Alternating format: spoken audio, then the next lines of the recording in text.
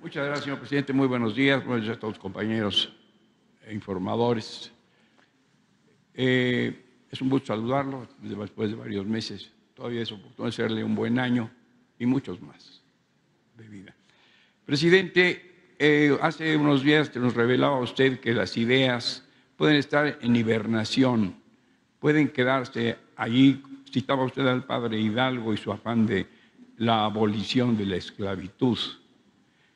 Y a la vista de su régimen, a la vista de su administración, la aspiración de usted a recuperar el aliento de la Revolución Mexicana, la actitud del general Lázaro Cárdenas y todo lo que junto con su gobierno, el movimiento, la expropiación, la ruptura con el general, etcétera, y la creación de entidades y la convocatoria a las masas obreras y campesinas para que tomaran el poder.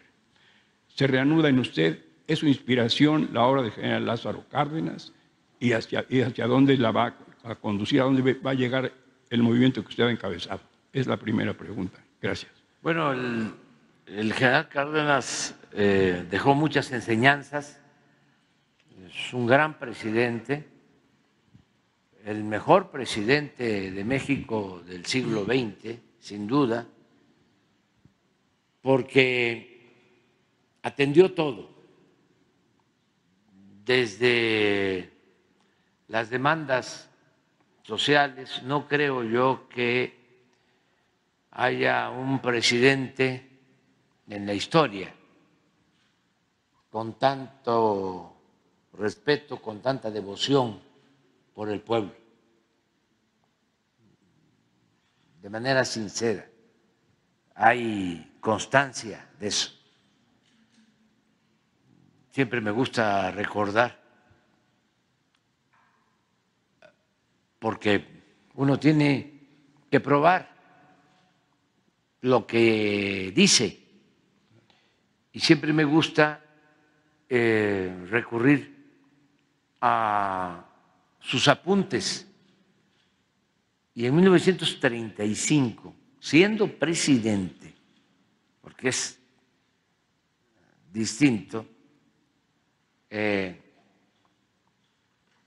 a ser servidor público, dirigente, gobernador o a ser presidente de México. Bueno, en el 35 escribe algo bellísimo, que ahora en mi nuevo libro lo vuelvo a transcribir, a ver si está, sobre su sincero amor al pueblo, porque son sus apuntes. Están también en la obra Cárdenas por Cárdenas, que sí, recogió su hijo, tomó 700. Sí, son sus apuntes. Sí. Y es cuando él acaba de entrar a la presidencia. Él entra en el 34. Y estos apuntes, esto lo escribe en el 35. Está iniciando y con todo el poder. Y ya está expresando su respeto y su interés, y su preocupación por el pueblo. No creo que haya otro presidente así, como tampoco creo que haya otro presidente con más vocación democrática que Madero. Eso es una cosa excepcional. Se adelantó a los tiempos. Era un demócrata sincero. Por eso fue muy bueno que se le llamara el apóstol de la democracia, porque incluso parecía ingenuo. Después de 34 años de dictadura, cuando llega y le toca ser presidente y había elecciones, mandaba cartas a los gobernadores que todavía venían del porfiriato y les escribía pidiéndoles que respetaran el voto. Le decía a un gran cacique, Treviño, de Nuevo León, antes de una elección: recuerde que nosotros luchamos por el sufragio efectivo. Jerónimo Treviño. Si buscan al personaje, se van a dar cuenta de lo que era. Había estado con Porfirio Díaz al inicio en la lucha en contra de Juárez y sobre todo de Lerdo. Y como llega Porfirio con Treviño y con García de la Cadena y con Corona y a todos, se los empieza a quitar porque no quería competencia. Y empiezan a haber asesinatos dudosos de sus excompañeros, como García de la Cadena, que lo matan en Zacatecas, Corona, que supuestamente lo matan en Guadalajara, un accidente. Entonces Treviño se repliega al inicio, se repliega, se va a su rancho y llega como hombre fuerte a Nuevo León Bernardo Reyes. Pero luego se pelea, pero estamos hablando de décadas, porque Bernardo Reyes, no sé, fue el hombre fuerte en Nuevo León 20 años, pero antes había estado de hombre fuerte Treviño. Entonces, el mismo Porfirio, longevo político, quita a Bernardo Reyes porque quería la vicepresidencia y Porfirio estaba por Ramón Corral. Empieza el pleito al interior del porfiriato. Recurre Porfirio a su antiguo compañero Treviño y lo pone de nuevo como hombre fuerte y mandan al exilio a Bernardo Reyes. Y luego se da una elección y le escribe Madero, porque todavía después de la Revolución Maderista sigue Treviño siendo hombre fuerte en Nuevo León. Y hay una carta en donde le dice: le pido de favor que cuide, que se respete el voto a Treviño. ¿Qué sabía Treviño de democracia? Como qué sabía Porfirio Díaz de democracia. Nada. Era imponer el poder. Se lo dijo en una plática a Iglesias, un hombre culto, Iglesias, abogado, distinto a Porfirio, que era un mazorral, hombre de poder. le dice Iglesias, oiga, ¿por qué no respeta, después de la caída de Lerdo, lo que establece la Constitución, las leyes? Yo soy presidente de la Corte, a mí me corresponde ser presidente interino y yo convoco elecciones y usted va a ganar, sin duda, pero cuidamos la legalidad. La respuesta es, mire, en la política como en la guerra, el poder lo tiene el que cuenta con más fuerza. Y la fuerza la tenemos nosotros, la tengo yo, no usted.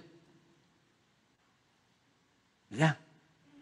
Por eso los que dicen que Porfirio se fue convirtiendo en dictador al paso del tiempo, no, desde que llegó era él. Entonces, Madero era un demócrata y el general Cárdenas era un defensor del pueblo. Pero además el general Cárdenas logra otras cosas importantes. No solo protege a los campesinos, protege a los obreros, recupera los bienes de la nación que Porfirio Díaz había entregado a extranjeros y es un ejemplo, como Juárez, en cuanto a política exterior, la protección a los republicanos españoles. Las primeras protestas en contra del nazifascismo, ¿sí?, surgen del general Cárdenas. Con el apoyo del embajador Saldívar, Gilberto Bosques. Gilberto Bosques, sí. Y tiene pues muchísimas cosas extraordinarias. Y su mecánica de gobierno es sencilla, pero profunda. Llega a la presidencia, son 3 pasos. Esto para los jóvenes que pueden llegar a ser presidentes o gobernadores. Lo primero que hace es vincularse al pueblo. Él venía de una familia de pueblo. Campesina, ¿no? Sí, sí, sobre todo por el lado de su mamá. Felicitas. Sí, y se vincula al pueblo. Muy temprano. Fíjense la mecánica de su estrategia. Le entrega la tierra a los campesinos, apoya a los obreros. Esa fue la primera etapa. Luego, organiza al pueblo. Segundo paso. Es cuando se transforma el PNR en Partido de la Revolución Mexicana y surgen los sectores. Obrero. La CTM, la CNC, sobre todo. Lombardo. Sí. Entonces, eso fue lo segundo. Primero, que no quedara duda de que el presidente estaba con el pueblo. Luego, se dedica a organizar al pueblo. Y el tercer acto, ya con el pueblo organizado, con ese respaldo, nacionaliza el petróleo y recupera los bienes. Cuando lleva a cabo la expropiación petrolera, si ustedes ven las fotos de la época, van a ver que en las manifestaciones la mayoría es pueblo, que traen sus pavos o guajolotes, sus precarias joyas, aretes, aportarlos. Pero es el pueblo. Entonces, eso era el general Cárdenas. ¿Cuál es la enseñanza mayor? Pues que no se puede transformar, no se puede gobernar sin el pueblo. O se puede cuando no está de por medio el propósito de transformar. Pero si lo que se busca es transformar, la política, decía Maquiavelo, entre otras cosas, es hacer historia. Si se quiere hacer historia, si se quiere transformar, no hay que divorciarse del pueblo. Entonces, señor presidente, este pueblo tan organizado, ¿por qué no defendió adecuadamente en el año 40 su gran movimiento, el gran aliento que había dado el general, como lo acaba usted de describir, y lo sabemos cómo, por qué, y hoy día su movimiento está en un gran momento para defender lo logrado en estos años? Por favor. Es que es muy importante tu pregunta, porque todo ese proceso de transformación produjo, creó una reacción conservadora muy fuerte. Imagínense, todavía el presidente Fox tiene un pensamiento contrario al que yo tengo y al que tenemos muchos, porque la hacienda de la familia se entregó a los campesinos en la época de general Cárdenas, porque el general Cárdenas entrega en su gobierno 18 millones de hectáreas. Arranca en la laguna, ¿no? Sí, a 1 millón de familias campesinas de entonces. Entonces, les deja a los hacendados los cascos y todo lo demás se le entrega a los campesinos. Porque en la revolución se había hecho el compromiso y por eso los campesinos fueron a la revolución en busca de que se hiciera justicia y se garantizara el derecho que tenían a la tierra. La tierra es de quien la trabaja. Entonces, es hasta que llega el general que lleva a cabo eso. Pero imagínense lo que eso provoca. Luego, impulsan la educación, los internados, la educación pública, la educación en el medio rural. Los hijos del ejército. Sí. Escuelas, hijos del ejército. Las escuelas nocturnas. Impulsa mucho la educación y hubo muchas protestas y hubo represión a maestros. Los desorejaban. Les quitaban las orejas. La nariz. Les cortaban la nariz también. Sí. Llegó el general a decir, si continúan haciendo eso, le voy a devolver a los campesinos el Mauser con el que hicieron la revolución.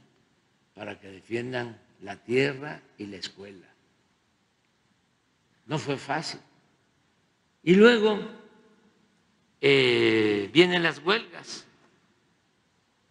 y garantiza él el derecho a la huelga, y en Nuevo León duran muchísimo las huelgas y hay una confrontación con el entonces conocido Grupo Monterrey, muy fuerte.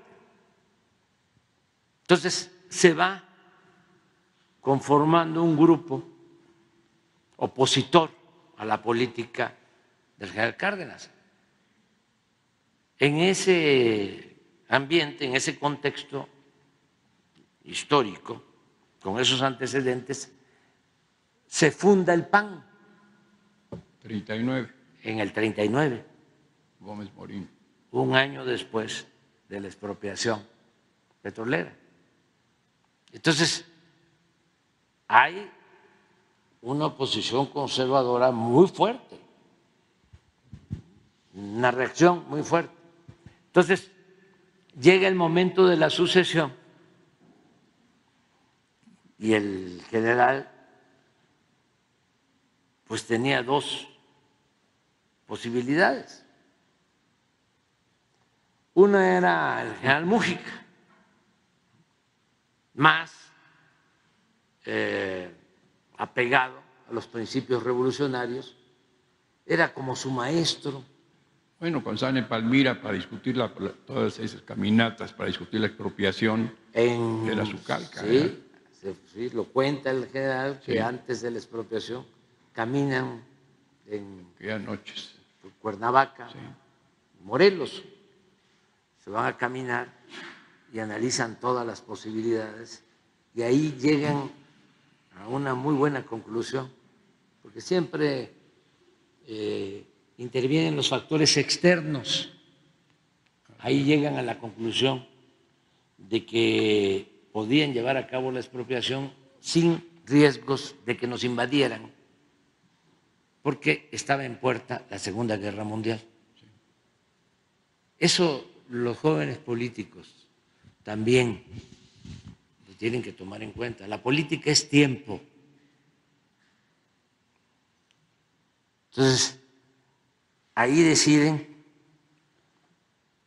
de qué era el momento. Además, Roosevelt era un gran presidente. Para mí, son dos grandes presidentes de Estados Unidos que debemos recordar con mucho respeto. Abraham Lincoln y Franklin Delano Roosevelt. Se decía antes, porque Lincoln ayudó al presidente Juárez, nos ayudó cuando la intervención francesa, no reconoció a Maximiliano. Y se decía antes, y ojalá y se siga recordando, se decía, habrán muchos Abranes, no habrán.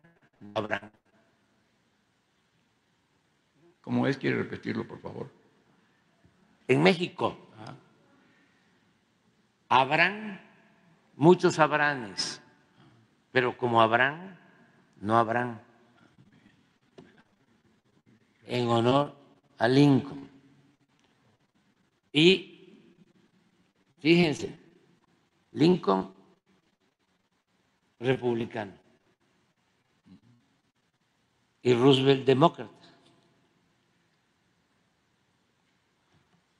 que es otro gran presidente, ¿sí?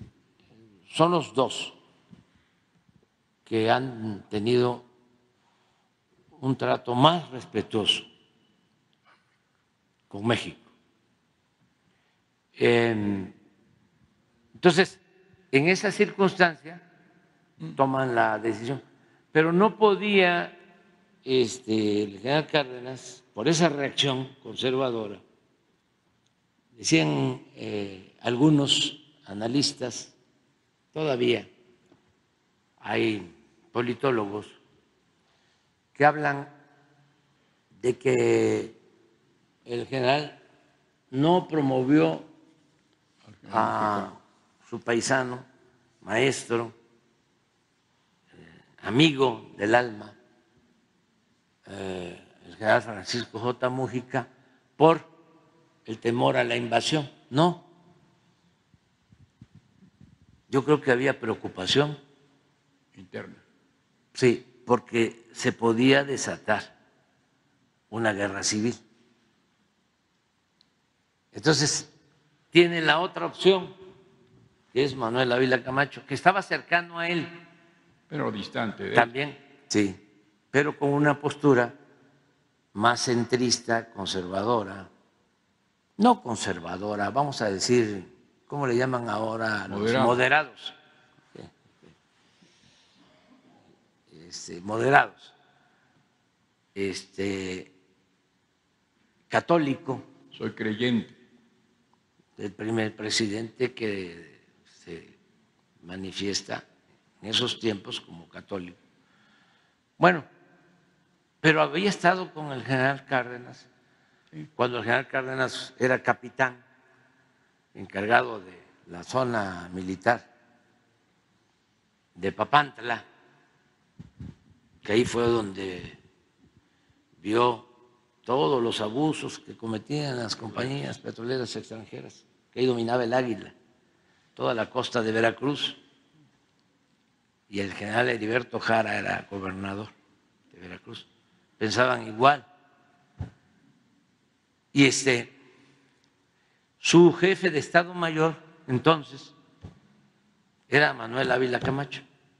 O sea que se conocían de tiempo atrás. Cuando le toca enfrentar la crisis de la ruptura con Calles, quien le ayuda a operar es Manuel Ávila Camacho. Y aún siendo moderado, de todas formas, viene la elección del 40 y esa reacción conservadora apoya al general Almazán, aunque ya se había fundado el PAN en el 39, no presentan candidato propio, sino apoyan a Almazán. Pero no solo es el PAN, estamos hablando de los grupos de poder económico en contra del cardenismo y de otros grupos que estaban en contra de la política popular y patriótica del general Cárdenas. Entonces, aún con Ávila Camacho, se da la confrontación en la elección y hay muertos, muchos muertos en esa elección. Incluso hay disturbios en la casilla donde va a votar el presidente. Y eso que había optado por Ávila Camacho. Entonces, a lo mejor pensó, si se opta por el general Múgica, que era de una sola pieza, se podía desatar una guerra civil. Y la política también es optar siempre entre inconvenientes, como se empezó a decir en los últimos tiempos, lo deseable y lo posible.